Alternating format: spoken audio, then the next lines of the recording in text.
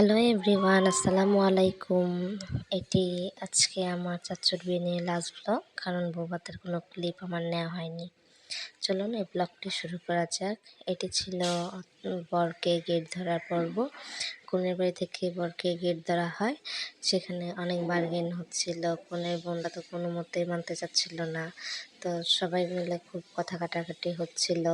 তার চোখের মধ্যে স্প্রে ঢুকে গিয়েছিল, সেটাই সে সবাইকে বলছিল যে আমার চোখের কি কোনো মূল্য নেই, এই মূল্য পরিশোধ করতে হবে। তো যাই হোক, হোয়াট এভার, এগুলো নিয়ে অনেক মজা ঠাট্টা হচ্ছিল। দেন এর মধ্যে আমাদের বাড়ির সবচেয়ে দুষ্টু সদস্য আহত হয়ে যায়। অন্যকে স্প্রে দিতে গিয়ে সে নিজে আহত হয়ে কান্নাকাটি করে একদিক হয়ে যাচ্ছিল।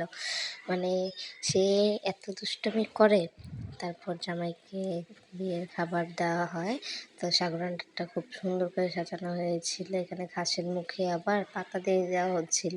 তো সবাই সবাইকে জিজ্ঞাসা করছে যে মরা খাসি কি আবার পাতা খেতে পারে। তো এগুলো নিয়ে মজা হচ্ছিল। দেন জামাই বউকে খাবার সার্ভ করে দেওয়া হয়।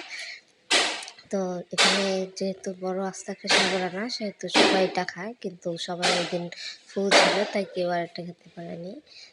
জামাইয়ের শালি অ্যান্ড নানি শাশুড়ি মিলে তার হাত ধুয়ে নিচ্ছিল। এই শর্ট ভিডিও একটা আপনাদের সাথে আমি শেয়ার করেছি। এখানে শালি বলছিল যে থাইল্যান্ড থেকে নাকি জামাইয়ের জন্য সাবান এনেছে জামাইকে হাত ধোয়ানোর জন্য। তো এটা নিয়ে খুব মজা হচ্ছিল। দেন জামাই খাসির মাথাটাকে খুলে ফেলে। দেন এখন হচ্ছে এই খাসিটা সবারই খাওয়ার কথা ছিল, কিন্তু কেউ খেতে পারছে না, কারণ সবাই খাওয়া দাওয়া করে আসছে।